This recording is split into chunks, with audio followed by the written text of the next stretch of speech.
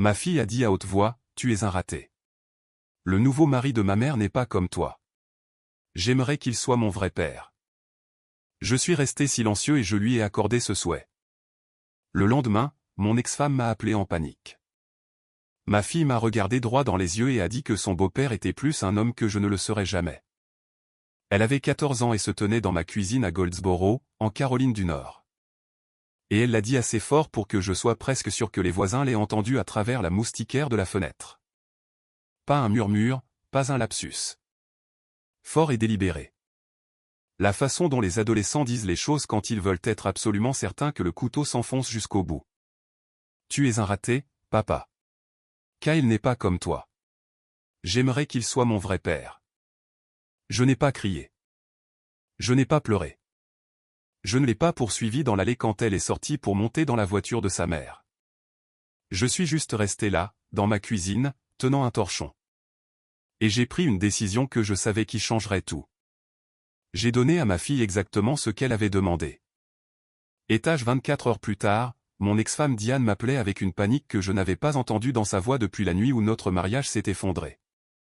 Mais avant de vous raconter ce qui s'est passé ensuite, avant de vous dire ce que j'ai fait et pourquoi je l'ai fait et ce que cela nous a coûté à chacun d'entre nous, je dois vous faire comprendre quelque chose sur qui je suis. Parce que cette histoire n'a pas de sens si vous ne savez pas où elle a commencé. Mon nom est Eugène Albert. J'ai 44 ans. Je travaille comme infirmier en pédiatrie au Wayne UNC Healthcare à Goldsboro, en Caroline du Nord. Je fais ce travail depuis 16 ans.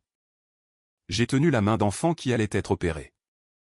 Je me suis assis avec des parents dans des salles d'attente à 2 heures du matin et je leur ai dit la vérité quand la vérité n'était pas bonne. J'ai fait ce travail les jours fériés, les week-ends, les nuits où ma propre fille appelait pour me demander de venir à sa pièce de théâtre à l'école et je devais lui dire que je ne pouvais pas parce qu'il y avait un enfant de 6 ans sur le sol qui avait plus besoin de moi. Je vous dis cela non pas pour me faire passer pour un héros. Je vous dis cela parce que l'histoire que l'on avait racontée à ma fille à mon sujet, l'histoire que Diane avait tranquillement construite pendant des années, n'avait rien à voir avec tout cela. Avant d'aller plus loin, si cette histoire vous touche de près, si vous avez déjà été le parent qui s'est vu renvoyer la pire version de lui-même par son propre enfant, abonnez-vous à cette chaîne, laissez un commentaire ci-dessous et cliquez sur le bouton j'aime. Vous n'êtes pas seul dans cette situation. Et ce qui se passe ensuite dans cette histoire est quelque chose que chaque parent doit entendre. Diane et moi nous sommes mariés quand nous avions tous les deux 26 ans. Nous avons eu 2 ans plus tard. Pendant les premières années, les choses allaient bien, comme les mariages jeunes vont bien. Pas parfaite, mais réelle. Nous avions une maison sur Elm Street à Goldsboro, un chien nommé Pepper, et le genre de vie qui semble bien de l'extérieur. Mais le métier d'infirmier n'est pas un travail de 9 à 5. Il ne l'a jamais été et ne le sera jamais. Les horaires sont brutaux. Le poids émotionnel est écrasant. Et il y a eu des périodes de plusieurs mois où je rentrais à la maison trop fatigué pour être le mari dont Diane avait besoin. Elle voulait des vacances et des dîners et un homme qui rentrait à la maison avant 20 heures et qui avait encore quelque chose à donner. Je voulais dormir et décompresser et trouver comment porter ce que j'avais vu au travail sans me noyer dedans. Nous ne nous disputions pas. C'était presque ça le problème. Nous avons juste lentement cessé d'être dans le même mariage.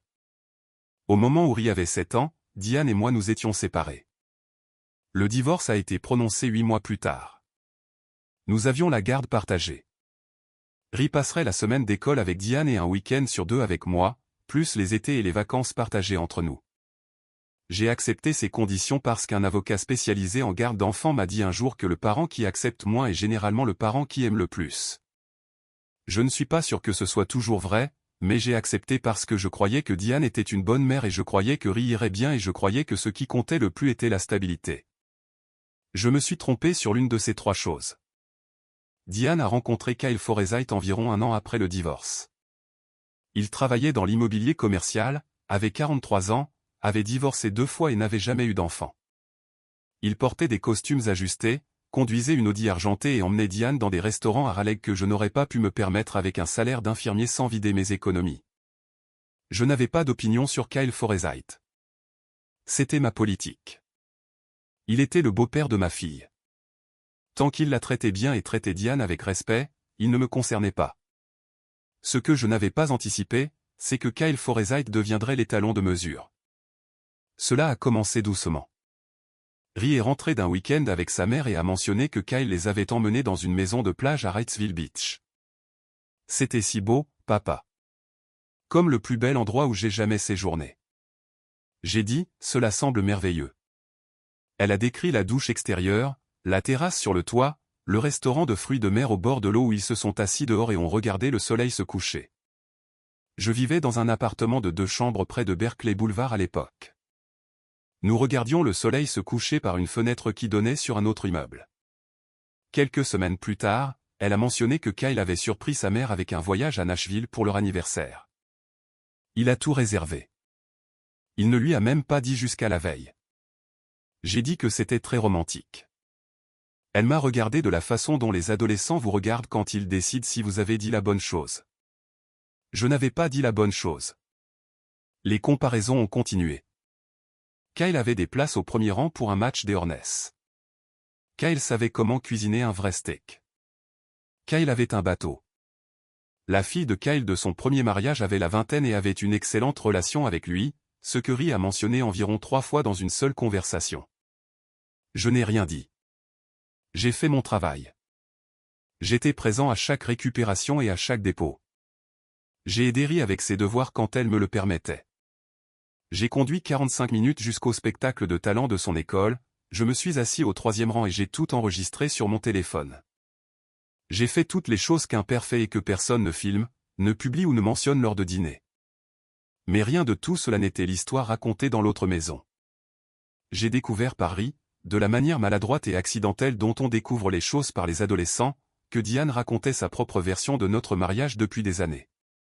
Pas des mensonges dramatiques, quelque chose de plus corrosif, le genre de réécriture silencieuse où l'on remplace lentement les faits par des sentiments jusqu'à ce que les sentiments deviennent des faits. Selon l'histoire dans cette maison, j'avais été absent. J'avais donné la priorité à ma carrière. Je n'avais pas été présent émotionnellement. Je n'avais jamais été assez ambitieux. Je m'étais contenté de moi et j'avais entraîné Diane vers le bas avec moi. Rien de tout cela n'a été discuté avec moi. C'était juste l'eau dans laquelle Ri nageait tous les jours. Et à l'âge de 13 ans, elle en était complètement imprégnée. J'ai remarqué le changement. Bien sûr, je l'ai remarqué. Quand elle avait 10 et 11 ans, Ri courait encore à la porte quand je venais la chercher. Elle voulait me montrer des choses. Elle riait de mes blagues. Elle me posait des questions sur mon travail, sur les enfants dont je m'occupais, sur le fait de savoir si c'était effrayant de travailler avec des enfants malades. Elle me disait que j'étais courageux de faire ce que je faisais. À 13 ans, elle avait cessé de courir à la porte. À 14 ans, elle me regardait à peine dans les yeux. Je me suis dit que c'était juste l'adolescence. Je me suis dit qu'elle s'adaptait.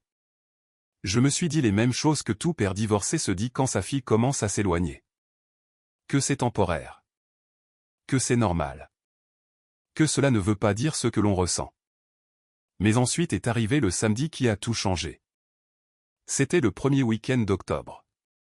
Un samedi, gris et frais, comme Goldsboro le devient au début de l'automne.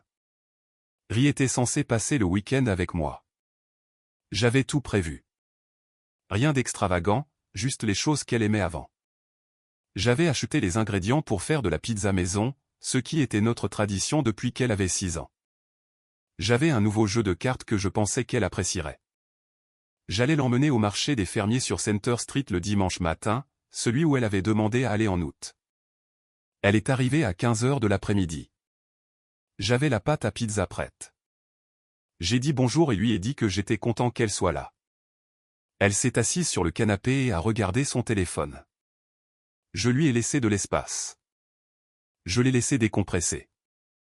J'ai fini de préparer les garnitures et je l'ai appelée à la cuisine environ 40 minutes plus tard. Elle est entrée lentement, s'appuyant contre le comptoir, regardant toujours son téléphone. J'ai commencé à parler de la pizza, demandant ce qu'elle voulait sur sa moitié, et elle a dit qu'elle n'avait pas vraiment faim. J'ai dit que nous n'étions pas obligés de faire de la pizza si elle n'en avait pas envie. J'ai demandé ce qu'elle avait envie de faire. Elle a posé son téléphone et m'a regardé, et il y avait quelque chose dans son visage que je n'avais jamais vu auparavant. Pas de l'irritabilité d'adolescente, pas de la distraction, quelque chose de plus dur, quelque chose qu'elle avait répété. « Papa, a-t-elle dit, je veux te parler de quelque chose. » J'ai dit, d'accord. Je me suis assis à la table de la cuisine.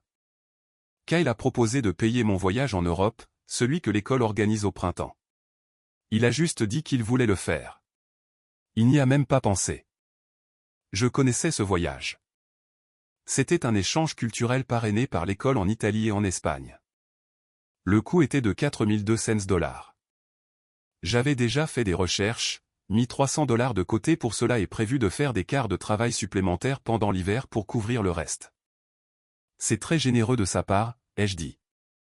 Il fait des choses comme ça tout le temps, a dit Ri. Il pense à nous. Il planifie des choses. Il s'assure que nous avons ce dont nous avons besoin. J'ai dit que j'étais content que sa mère ait quelqu'un comme ça dans sa vie. Pourquoi ne peux-tu pas être comme ça, a-t-elle dit. J'ai gardé mon visage impassible. Je lui ai demandé ce qu'elle voulait dire. Tu es infirmier, a-t-elle dit. Et la façon dont elle l'a dit, pas méchamment exactement, mais la façon dont on dit un mot quand on veut en vider toute la valeur, m'a tout dit. Tu travailles la nuit. Tu es toujours fatigué. Tu as ce petit appartement. Tu ne peux m'emmener nulle part ni rien faire. Kyle a une vraie carrière. Il a vraiment réussi. J'ai laissé les mots s'installer. Puis j'ai dit, Ri, sais-tu ce que je fais au travail? Elle a haussé les épaules. Je m'occupe d'enfants malades. Certains d'entre eux ont ton âge. Certains sont des bébés. Je me suis assis avec des mères qui allaient survivre à leurs enfants, et je les ai aidés à traverser cela. J'ai tenu la main d'un enfant pendant une procédure qui le terrifiait pour que ses parents n'aient pas à regarder et à s'effondrer. J'ai fait cela pendant 16 ans. J'ai choisi ce travail parce qu'il est important pour moi. Elle a regardé le comptoir. Ça ne paie pas assez bien pour faire quoi que ce soit de cool. Cool, ai-je répété. Tu sais ce que je veux dire. Je suis resté silencieux un moment. Puis elle l'a dit. Tu es un raté, papa. Kyle n'est pas comme toi. J'aimerais qu'il soit mon vrai père. Elle l'a dit de la manière que j'ai décrite au début, fort, certaine, en me regardant droit dans les yeux. Je n'ai pas élevé la voix. Je n'ai pas pleuré. J'ai regardé ma fille un long moment et j'ai dit doucement et clairement, très bien, Ri. Je t'entends. Elle a cligné des yeux. Je ne pense pas qu'elle s'attendait à cela. Je vais appeler ta mère pour qu'elle vienne te chercher, et je veux que tu réfléchisses à ce que tu as dit parce que je vais l'honorer. Qu'est-ce que ça veut dire? Ça veut dire que je vais te donner ce que tu as demandé. 20 minutes plus tard, la voiture de Diane était sur mon parking. Ri est sorti sans dire au revoir. J'ai regardé par la fenêtre. Diane n'est pas venue à la porte. Je suis resté longtemps dans ma cuisine avec les ingrédients de la pizza encore étalés sur le comptoir et j'ai réfléchi à tout très attentivement. Puis j'ai pris 3 décisions. La première décision concernait Ri. Je ne l'ai pas appelé ce soir-là ni le lendemain matin. Je l'avais contacté, lui avais envoyé des textos, pris de ses nouvelles, lui avais envoyé des choses qu'elle pourrait trouver drôles ou intéressantes pendant des années à travers une distance qui s'était lentement creusée. J'avais versé de l'eau dans un récipient percé. Ce dimanche matin, j'ai arrêté. Je n'ai pas disparu. Je ne suis pas devenu cruel ou froid ou absent de manière officielle. J'ai simplement arrêté de courir après. Si Ri voulait me parler, elle pouvait appeler. Si elle voulait venir, elle pouvait demander. Je n'allais pas supplier ma propre fille de me vouloir dans sa vie. La deuxième décision concernait Diane. J'ai appelé mon avocat, un praticien du droit de la famille nommé Gary Timon, qui avait un bureau sur William Street à Goldsboro. Je lui ai raconté ce qui s'était passé. Je lui ai dit que je croyais que Ri était influencé par un récit sur moi qui était fondamentalement faux et que j'avais 16 ans de preuves, de registres de quarts de travail, de registres de présence scolaire, de dossiers médicaux, de messages textes, de messages vocaux. De photographies qui racontaient une histoire différente. J'ai demandé à Gary quelles étaient mes options. Il m'a dit que ce que je décrivais avait un nom, l'aliénation parentale. Il a dit que c'était notoirement difficile à prouver en justice, mais pas impossible, surtout avec de la documentation. Il a dit que le fait que j'avais été méthodique dans la conservation de dossiers pendant des années était significatif. Je lui ai dit que je voulais tout revoir et être prêt, mais que je ne voulais rien déposer pour le moment. Je voulais voir ce qui se passerait d'abord. La troisième décision me concernait. J'avais tranquillement porté la honte de mon revenu, de mon appartement et de ma vie pendant des années. Pas une honte consciente. Je croyais en ce que je faisais. J'étais fier de mon travail. Mais le genre de honte ambiante de bas grade qui s'infiltre quand quelqu'un que vous aimez continue de vous mesurer et de vous trouver insuffisant. Ce samedi-là, j'ai pris la décision d'arrêter de la porter. J'ai pensé à ma vie clairement et honnêtement. J'étais un infirmier en pédiatrie avec 16 ans d'expérience. J'avais un casier judiciaire vierge. J'avais des compétences. Au cours des 3 dernières années, on m'avait offert un poste de formateur d'infirmier à l'hôpital, un rôle de formation avec une responsabilité de supervision et un salaire nettement plus élevé, et je l'avais refusé 2 fois parce que je ne voulais pas quitter le service. J'y ai repensé. Cette fois, j'ai appelé la directrice des soins infirmiers le lundi matin. Son nom était Patricia Dunmore, et elle m'avait offert le poste si souvent que lorsque j'ai appelé, elle a ri un peu avant de dire « Bonjour ». « Jean », a-t-elle dit, « dis-moi que tu appelles pour ce que je pense que tu appelles. »« Je suis prêt », ai-je dit. Nous nous sommes rencontrés cet après-midi-là. Le nouveau rôle s'accompagnait d'une augmentation de salaire d'un peu moins de 18 000 $ par an, de meilleurs horaires et d'une voie claire vers un poste de directeur de la formation dans les 2 ans. J'ai signé les papiers le mercredi. Rien de tout cela n'avait pour but de prouver à Harry qu'elle avait tort. Je veux être clair à ce sujet. Le changement d'emploi était quelque chose que j'avais reporté pour des raisons personnelles qui ne s'appliquaient plus, mais c'est arrivé la même semaine, et cela faisait partie de la même prise de conscience, et je ne prétendrai pas le contraire. 12 jours après que Ri a quitté mon appartement, Diane a appelé. C'était un dimanche soir, juste après 19 h. Je révisais des documents d'orientation pour mon nouveau rôle, en mangeant des restes à la table de ma cuisine. J'ai failli ne pas répondre. Nous avions un accord de communication, uniquement les questions liées à la parentalité, rien de social. Mais quelque chose m'a poussé à décrocher. La voix de Diane était différente. J'avais connu cette femme pendant près de 20 ans, et j'avais entendu sa voix dans tous les registres possibles. Heureuse, en colère, épuisée, effrayée. Et ce que j'ai entendu quand elle a dit mon nom était quelque chose que je n'avais pas entendu depuis la nuit où nous nous sommes assis dans le bureau d'un médecin et avons reçu des nouvelles auxquelles nous n'étions pas préparés. Brute, dépouillée, paniquée. Eugène, a-t-elle dit, quelque chose est arrivé. J'ai posé ma fourchette. Kyle Forsyth, il s'est avéré, n'était pas exactement celui qu'il avait prétendu être. Je vais vous dire ce que Diane m'a dit dans l'ordre où elle me l'a dit, et je ne vais pas éditorialiser parce que ce n'est pas nécessaire. L'entreprise d'immobilier commercial de Kyle faisait l'objet d'une enquête de la commission immobilière de Caroline du Nord depuis environ 14 mois. L'enquête portait sur des déclarations frauduleuses à des investisseurs dans un projet de développement commercial dans le comté de Wake. Un bâtiment à usage mixte qui avait été vendu à 4 groupes d'investissement distincts en utilisant une documentation qui surestimait considérablement la valeur projetée de la propriété. Les montants impliqués s'élevaient collectivement à un peu moins de 1,2 million de $. L'enquête était terminée. Kyle avait été informé 2 semaines avant que Ri ne me traite de raté qu'il était renvoyé devant le bureau du procureur général de l'État. Des accusations criminelles allaient être déposées. Sa licence était suspendue en attendant la résolution.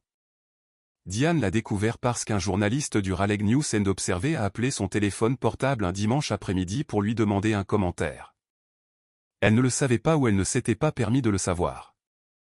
J'ai cru à la première explication à l'époque et je la crois encore aujourd'hui. Diane n'était pas une personne malhonnête. C'était une personne qui avait décidé que Kyle était l'homme dont elle avait besoin. Et elle avait été très disciplinée pour ne pas regarder les preuves du contraire. Mais il y avait plus. Kyle, m'a-t-elle dit d'une voix qui était à peine plus qu'un murmure, avait une fille de son premier mariage, une femme nommée Britney, qui avait 27 ans et vivait à Charlotte.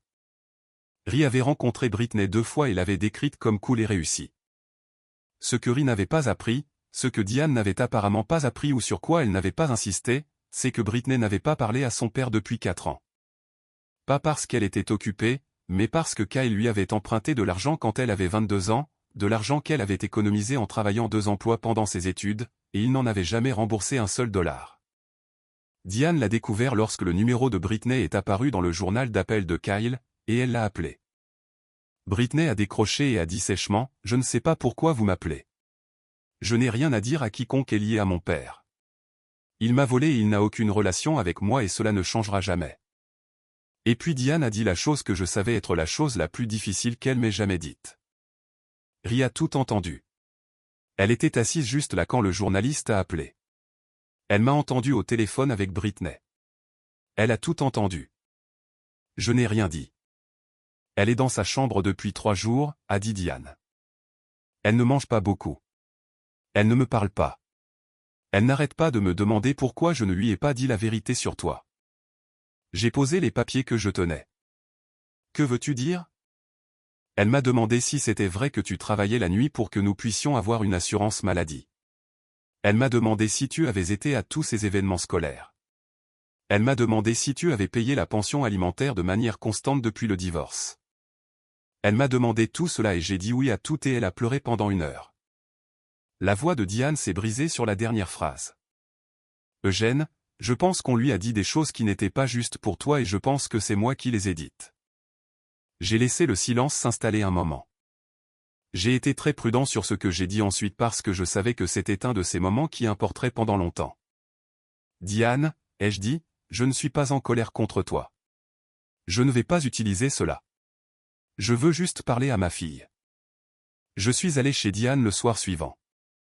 Elle vivait dans un quartier appelé Berkeley Hills, au nord-est de Goldsboro. De belles maisons, des jardins entretenus, le genre de rue où tout le monde connaît ses voisins.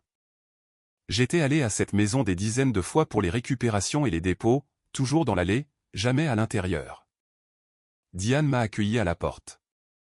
Elle avait l'air de ne pas avoir dormi depuis plusieurs jours. Elle s'est reculée pour me laisser entrer, ce qu'elle n'avait pas fait en 6 ans. Ri était dans sa chambre. Diane m'a conduit à la porte et a frappé. Ri, ton père est là. Une longue pause. Puis la porte s'est ouverte. Ma fille semblait plus petite que dans mon souvenir. Cela arrive parfois.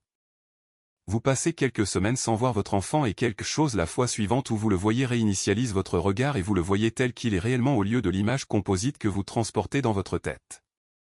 Elle était en pantalon de survêtement et en sweat à capuche. Ses yeux étaient gonflés. Elle m'a regardé et a immédiatement regardé le sol. « Salut ma grande », ai-je dit. Elle n'a rien dit. Je lui ai demandé si je pouvais entrer. Elle s'est reculée. Je me suis assis sur le bord de sa chaise de bureau.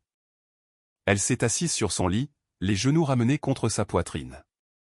Il y avait un ours en peluche sur le lit qu'elle avait depuis l'âge de 4 ans, un ours brun que je lui avais acheté dans une station-service lors d'un voyage en voiture quand elle ne pouvait pas dormir, qu'elle avait nommé Biscuit pour des raisons qui n'ont jamais été entièrement expliquées. Et elle le serrait contre sa poitrine. Nous sommes restés silencieux un moment. Puis elle a dit, « Papa, j'ai dit quelque chose de très méchant. » En effet, ai-je dit. Je ne le pensais pas. Je sais que non, mais tu l'as dit, et nous devons être honnêtes à ce sujet. Elle a hoché la tête. Son menton tremblait. Puis-je te dire quelque chose, ai-je dit. Elle a levé les yeux. Quand tu avais 3 ans, tu as eu une fièvre qui est montée à 104 au milieu de la nuit. Ta mère était terrifiée. Nous sommes allés à l'hôpital à 2 heures du matin. Tu brûlais de fièvre, et tu ne comprenais pas pourquoi nous étions là ou pourquoi tu te sentais comme ça. Et tu n'arrêtais pas de me réclamer encore et encore. Juste papa, papa, papa. Les infirmières m'ont laissé te tenir dans mes bras pendant qu'elles faisaient des tests. Je t'ai tenu pendant 4 heures. Ri était très immobile.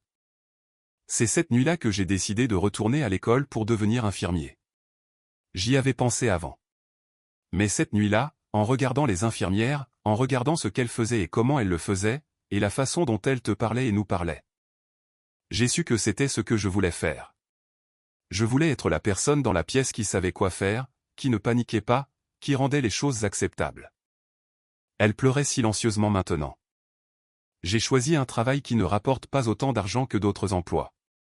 C'est vrai. Je l'ai choisi parce qu'il était plus important pour moi que l'argent. Et je referai ce même choix. Non pas parce que je ne me soucie pas de subvenir à tes besoins, mais parce que le travail que je fais est réel et important et je suis bon dans ce domaine. Comprends-tu cela? Elle a hoché la tête. Je ne suis pas un raté, ai-je dit. J'ai besoin que tu m'entendes dire ça. Je ne suis pas un raté. Je suis un homme qui a fait des choix, et la plupart d'entre eux étaient les bons. Et j'ai besoin que ma fille sache qui je suis vraiment au lieu de qui quelqu'un d'autre lui a dit que j'étais. Ri a mis son visage dans ses mains. Le son qu'elle a fait n'était pas exactement des pleurs. C'était quelque chose de plus ancien et de plus lourd que des pleurs. Je me suis déplacé de la chaise au bord du lit et j'ai passé mon bras autour d'elle.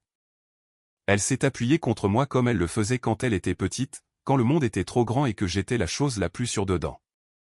Nous sommes restés comme ça longtemps.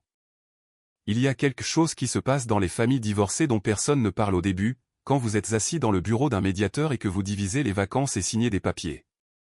Personne ne parle de la guerre lente et invisible qui se livre dans les années qui suivent. Pas une guerre avec des armes ou des avocats nécessairement. Une guerre d'histoire. Une guerre de petites impressions accumulées. Une guerre où la version de vous que votre enfant porte dans sa tête est façonnée par un millier de commentaires désinvoltes, de silences pointus et d'omissions que vous ne connaîtrez même jamais. J'avais perdu cette guerre depuis des années, et je n'avais pas entièrement compris à quel point jusqu'à la nuit où ma fille a dit que Kyle Forsyth était plus un homme que moi. Je ne vous dis pas cela pour diaboliser Diane. Elle n'était pas un monstre.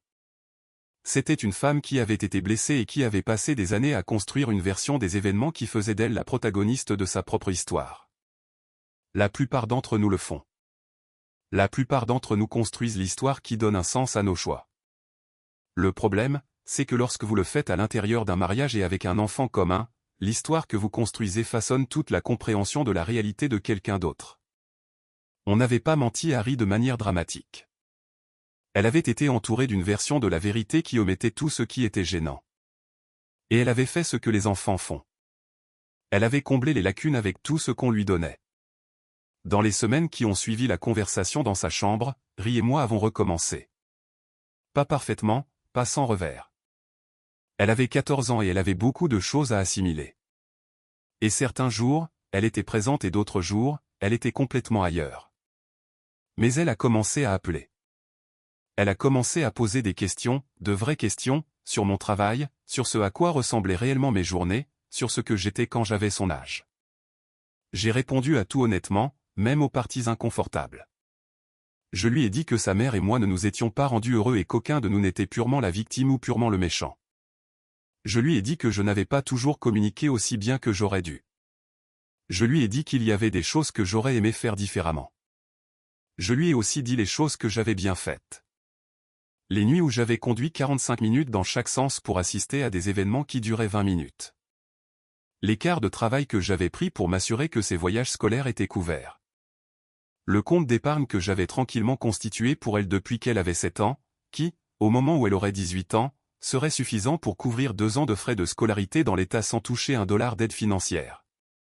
Elle ne connaissait pas ce compte d'épargne. Diane ne connaissait pas ce compte d'épargne. Je ne l'avais jamais mentionné parce que ce n'était pas quelque chose que je faisais pour en obtenir le crédit. C'était quelque chose que je faisais parce que c'était la bonne chose à faire.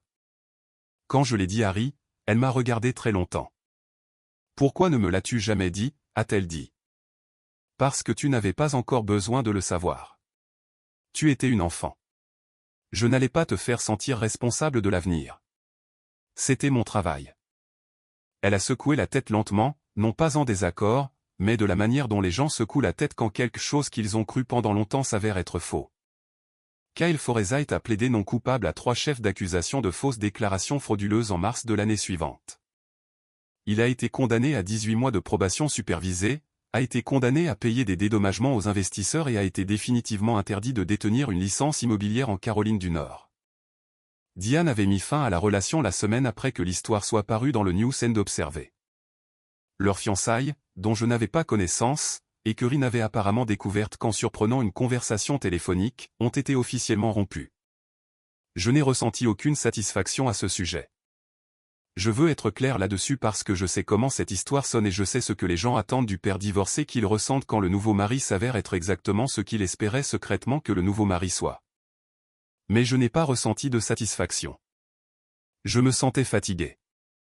Je me sentais triste pour Diane qui méritait mieux que ce qu'elle avait choisi. Je me sentais triste pour Ri qui avait construit une partie de sa compréhension du monde autour d'un homme qui s'est avéré être creux. Ce que je ressentais plus que tout, c'était de la clarté. Pas d'avoir raison, pas d'être justifié, de la clarté. La façon dont on se sent quand quelque chose qui a été dans votre vision périphérique pendant des années se met enfin au point. Je l'avais su, pas les détails, mais la forme, que quelque chose dans l'histoire que je vivais ne correspondait pas à l'histoire qu'on racontait sur moi. Et maintenant, les deux étaient alignés. J'ai emménagé dans une maison en janvier. Pas une grande maison, une maison de 3 chambres sur Royal Avenue à Goldsboro. Un large porche, un jardin avec un figuier, un quartier où les gens s'assoient dehors les soirs chauds. Rien à voir avec l'audi et la maison de plage et la terrasse sur le toit, mais réel, à moi. Ri m'a aidé à peindre la chambre d'amis. Elle a choisi la couleur, un vert profond qui, selon elle, ressemblait à l'intérieur d'une forêt. Et nous avons passé un samedi après-midi avec des rouleaux, des bâches et une playlist qu'elle a organisée. Et quelque part au milieu du deuxième mur, elle a commencé à me parler d'un garçon de son école, d'une situation impliquant sa meilleure amie. Une géométrie sociale compliquée que je n'ai pas entièrement comprise, mais que j'ai écoutée très attentivement. Et j'ai réalisé que nous n'avions pas parlé comme ça depuis des années. Je ne l'ai pas dit à voix haute. J'ai juste écouté. Patricia Dunmore a confirmé en avril que ma candidature était officiellement examinée pour le poste de directeur de la formation en soins infirmiers à Wayne UNC. J'aurai la décision finale à l'automne. J'en ai parlé à Ri pendant le dîner. Des tacos à ma table de cuisine, ses pieds repliés sous elle sur la chaise comme elle s'était toujours assise depuis qu'elle était petite. Et elle a levé les yeux de son assiette et a dit doucement et très sérieusement, « Je suis vraiment fier de toi, papa. » 3 mots que j'attendais d'entendre de sa part depuis 14 ans. Et quand ils sont venus sans annonce, nichés au milieu d'un mardi soir comme s'ils étaient la chose la plus ordinaire du monde. J'ai dit, merci. Je lui ai demandé si elle voulait plus de salsa. Elle a dit oui. J'ai réfléchi à ce qu'il fallait faire de tout cela. J'ai retourné la situation 100 fois, cherchant la leçon, la morale, le résumé net qui donne un sens à tout cela. Le problème est que la vie réelle n'est pas un résumé net. La vie réelle est désordonnée et lente et les moments importants ne s'annoncent souvent pas avant que vous ne soyez bien au-delà d'eux, en regardant en arrière. Ce que je sais, c'est ceci. Je suis un infirmier en pédiatrie de 44 ans à Goldsboro, en Caroline du Nord. J'ai passé 16 ans à aider des enfants à traverser les pires moments de leur vie et leurs parents à traverser les pires moments de leur vie. Je conduis un camion qui a 7 ans. J'ai une maison avec un figuier. J'ai un compte d'épargne que j'ai constitué un dépôt à la fois chaque année pour l'avenir de ma fille. Je tire de mon travail le genre de satisfaction qui ne peut être achetée, qui ne se déprécie pas et qui ne dépend pas de ce que les autres pensent de moi. Je ne suis pas un raté. Je suis un homme qui a fait des choix et ces choix ont fait de moi qui je suis. Et je n'échangerai pas un seul quart de travail, une seule nuit ou une seule conversation dans une unité pédiatrique contre une Audi argentée, une maison de plage et une réputation qui s'est avérée être construite sur du vent. Ma fille le sait maintenant. Et les soirs où je m'assois sur mon porche sur Royal Avenue et que je regarde la lumière changer à travers le figuier, je pense parfois à la nuit où je me tenais dans ma cuisine avec un torchon et où ma fille m'a dit la chose la plus cruelle qu'elle me dirait jamais. Et j'ai fait le choix de ne pas me battre, de ne pas argumenter, de ne pas me défendre, de ne pas la poursuivre dans l'allée pour exiger qu'elle me voie clairement. Je lui ai donné ce qu'elle demandait. J'ai pris du recul. Je l'ai laissé aller vers ce qu'elle pensait vouloir. Et la vérité réelle, documentée, indéniable, a fait ce que la vérité fait quand on arrête de lui faire obstacle. Elle est arrivée. Ce n'est pas une leçon que j'ai apprise cette nuit-là. C'est une leçon que ma mère m'a apprise quand j'avais 9 ans et que j'étais contrarié parce qu'un enfant à l'école avait dit à tout le monde que je mentais à propos de quelque chose qui était complètement vrai. Elle m'a fait asseoir à la table de la cuisine et a dit, « Eugène, tu ne peux pas forcer les gens à accepter la vérité. Tu peux seulement la vivre assez longtemps pour qu'ils ne puissent pas l'éviter. » J'ai beaucoup pensé à cela dernièrement. Je pense qu'elle avait raison. Ma fille m'a appelé jeudi dernier. Elle a demandé si elle pouvait venir samedi pour m'aider à replanter le figuier. Les racines sont devenues trop établies pour l'endroit où il se trouve, et nous avions prévu de le déplacer de l'autre côté du jardin où il reçoit plus de soleil l'après-midi. Elle a dit qu'elle allait chercher la meilleure technique pour transplanter des arbres établis et s'assurer que nous ne le tuions pas. J'ai dit que cela semblait parfait. Elle a dit qu'elle serait là à 10 heures. Elle était là à 9h55.